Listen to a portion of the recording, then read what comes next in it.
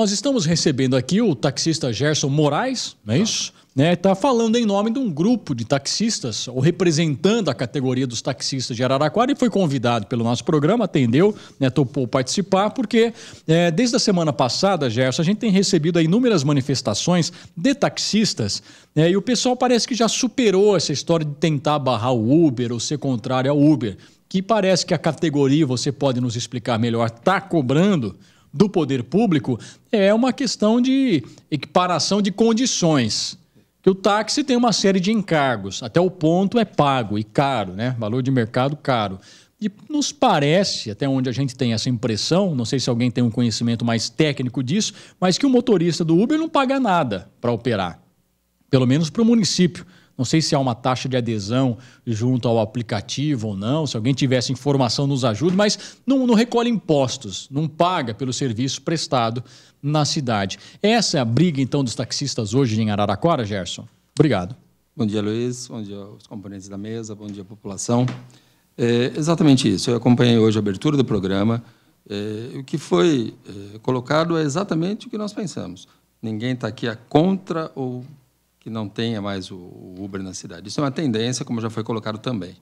A colocação do táxi é o seguinte, exatamente isso. Nós somos taxados, regulamentados, fiscalizados anualmente. O que o taxista paga, então, hoje, por exemplo, para poder funcionar? Vamos lá, só para a gente... Ele paga na prefeitura o imposto.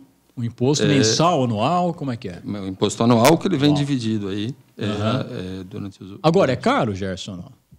Nós estamos falando do quê? Chega um valor de 300 ou 400 reais. Uma taxa anual para poder operar. Só isso?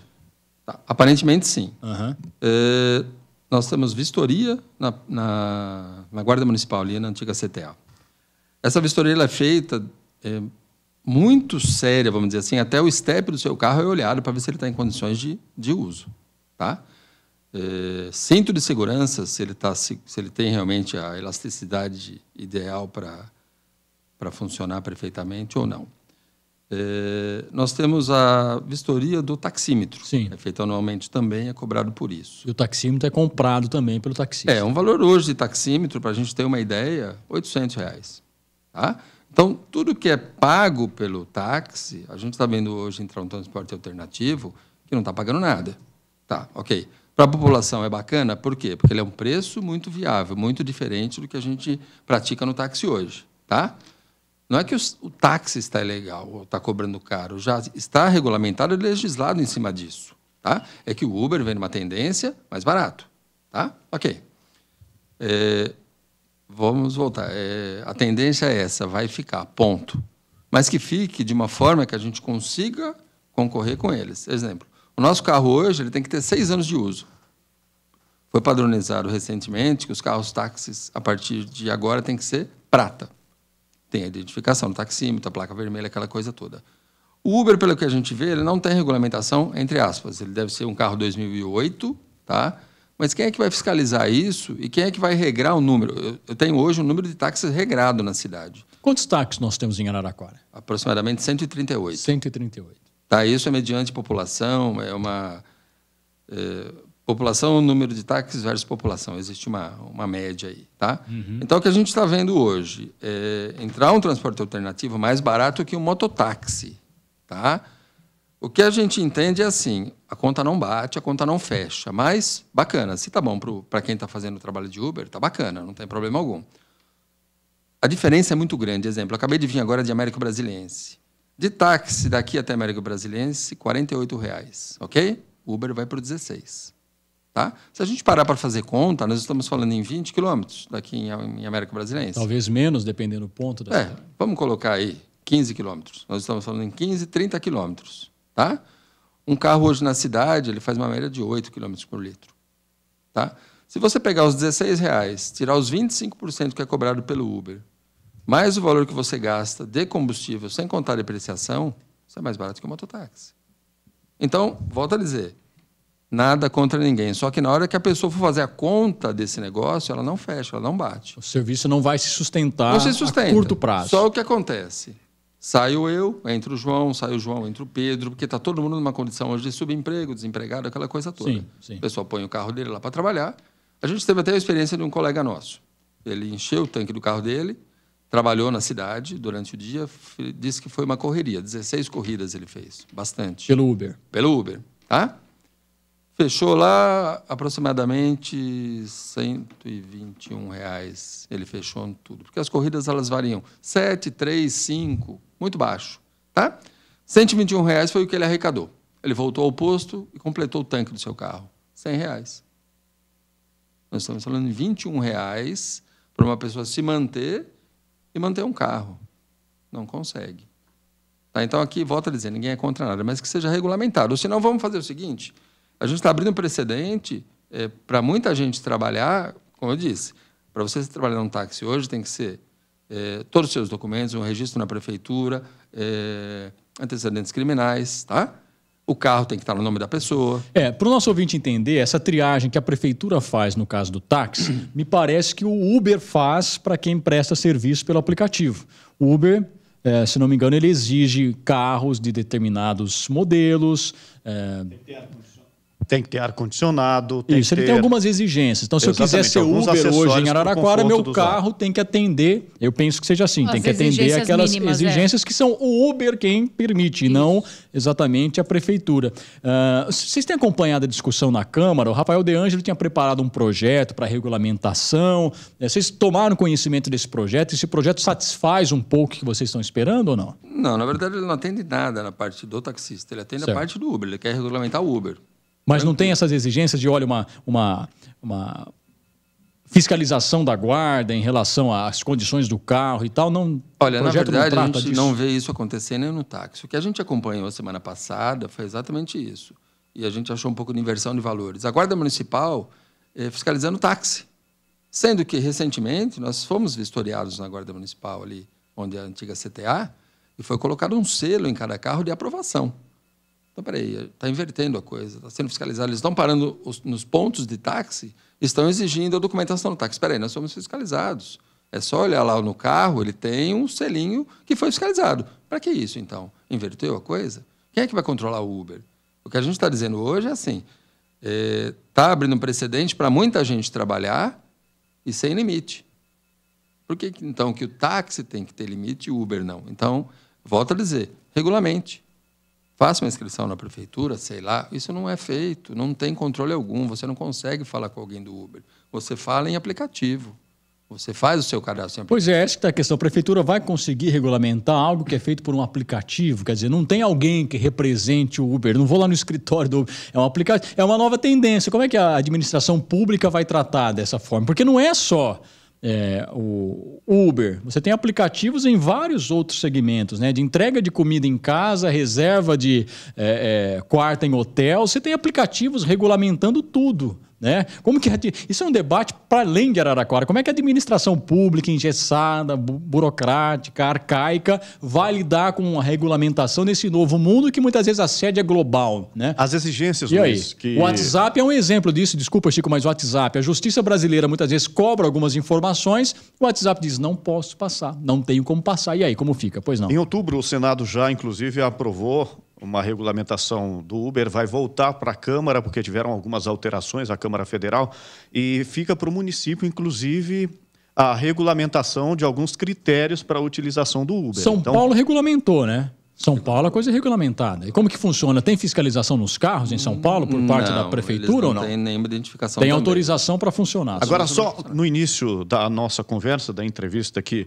com o Gerson, você falou que talvez o aplicativo não paga taxas para o município. A informação que eu tenho é que paga, sim, inclusive taxas federais, e que parece que em 2017 o Uber pagou em torno de 1 bilhão para o Brasil só de impostos, tanto federais como tributos municipais também. O aplicativo paga. O aplicativo paga, onde já há regulamentação dessa atividade, os municípios que já regulamentaram começam, na verdade, a recolher. Deve ter, então, uma taxação nacional, né? A partir do que o aplicativo recolhe dos motoristas, ele consegue, né, uma tributação sobre isso. É tudo muito virgem, né, nessa discussão. Tem alguma colocação, não, Fernando? Eu tenho, assim, a gente acompanha, o Uber está presente em 100 países hoje. Okay. Acho que são mais de 700 cidades, uma coisa assim.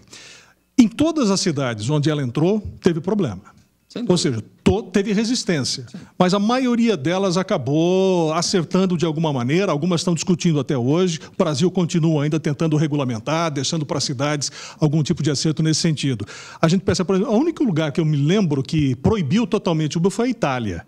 Na Itália, você não pode, acho que Londres também, você não pode ter Uber porque fere as leis do governo e tudo mais, eu não sei direito. Mas é basicamente sim. Mas a maioria das cidades acabou aderindo ao Uber. E a gente percebe, como vocês estão conversando aqui, a gente percebe que tudo no Uber é bem virtual, né? Sim. Até a própria fiscalização do Uber é virtual. Sim. E eu falei aqui também no início, Luiz, que eu acho que nesse primeiro momento, eu até acredito que seja para o lançamento da estrutura do Uber aqui na cidade, os preços sejam mais em conta.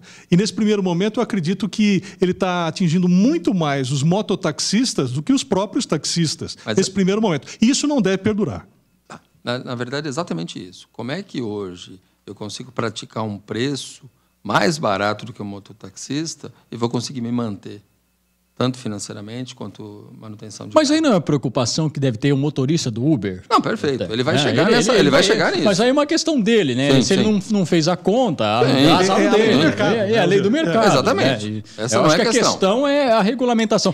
O que ele diz é que a rotatividade de entra e sai de motoristas do Uber é que acaba sempre... Porque se eles deixassem de ser motoristas de Uber e isso se extinguisse por si só, mas não, né? Tem essa e num país em crise isso facilita, né? Ainda mais. Mas não tem nem dúvida. Eu acho que no primeiro momento o Uber vai ser, perdi o emprego, vou lá, cadastro o meu carro e presto serviço. Perfeito. Eu não sei se o consumidor tem prejuízo nessa rotatividade. Não sei. Não, o consumidor não tem, né? Não. O consumidor Não não tem. tem. Por isso que há essa concordância do serviço generalizada. Você vê normal. Que o consumidor assim é uma tendência. Tem espaço para os dois conviverem, Gerson? Tem.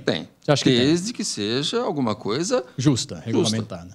Tá bom. Tem que ter mudança, então, nas regulamentações? O que você acha? Na verdade, que tem que regulamentar, né? Exatamente isso. Eu não consigo praticar o preço que eles praticam, sendo taxado da forma que eu sou, e nessa condição de comercialização também de ponto de táxi, que é exatamente isso, 150, 40, 50, varia 150 mil reais um ponto de táxi em Araraquara? Já foi. Hoje eu acredito é uma coisa que não fica de pai está para dentro. filho, na verdade, né? Porque oficialmente não pode ser comercializado, né? O ponto de táxi. Era a pergunta que eu ia fazer, porque é um espaço público. Ele não pode ser uma comercializado. concessão do município. Mas por baixo dos panos aí, contratos de gaveta são feitos e os pontos são vendidos. Mas tem taxista comércio. sem ponto também, não tem ou não? Tem. Todo taxista tem um ponto. Na verdade, ele teria que ter um ponto. Mas, Teria que exemplo, ter. nós tivemos aí o caso do aeroporto.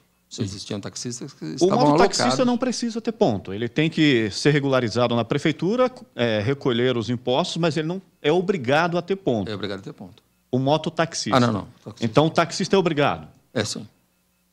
Então tá aí. Tem que ter Ô, um Gerson, ponto. então como é que agora a classe espera encaminhar essa discussão? Espera que a Câmara se mobilize, que a Prefeitura se pronuncie? Qual que é a expectativa da categoria para a gente encerrar aqui esse bate-papo? Ok. Na verdade, é exatamente isso. É que seja alguma coisa regulamentada.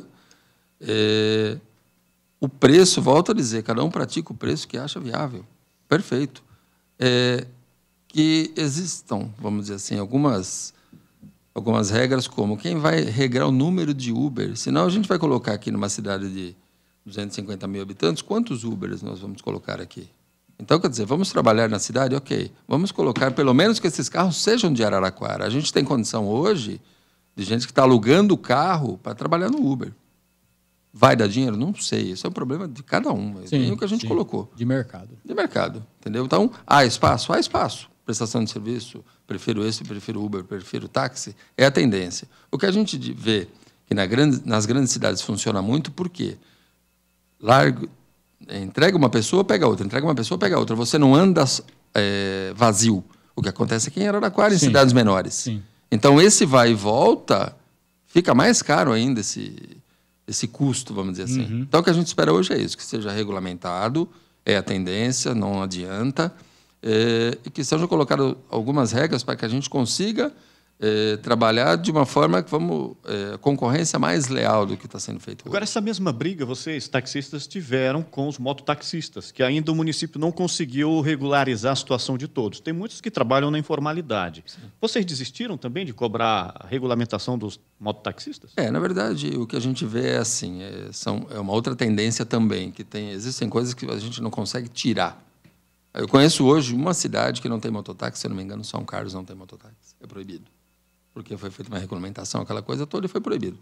Estive conversando até com um menino do mototáxi, ele falou, Gerson, eu não posso nem ir daqui e levar um passageiro a São Carlos. É proibido a entrada de mototáxi na cidade.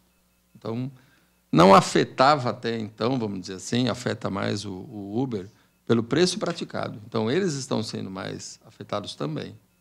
Porque eu vou para a América a R$16 de Uber, eu vou a 15 de mototáxi. Eu acredito que seja esse o parâmetro. Bom, tá, então, o debate está lançado, eu acho que a cidade tem o dever, né? Tinha uma lei na Câmara, foi retirada, eu acho que tem que discutir com todos os lados, tem que entender como é que funciona o Uber, entender o ponto de vista dos taxistas, dos mototaxistas, aí tem que ter audiência pública. Já teve? Não teve audiência pública? Os motoristas do Uber também devem ser chamados. Eu acho que tem uma discussão, vai ser votado isso, se eu não me engano, amanhã na Câmara, mas eu acredito que às 11 horas da manhã vai ter uma reunião com os vereadores aí, para a gente tentar fazer uma colocação para que seja viável o negócio. Bom, tá aí então lançado o debate, né? Gerson, obrigado pela sua disposição em falar aqui com a gente. Eu que agradeço, Luiz.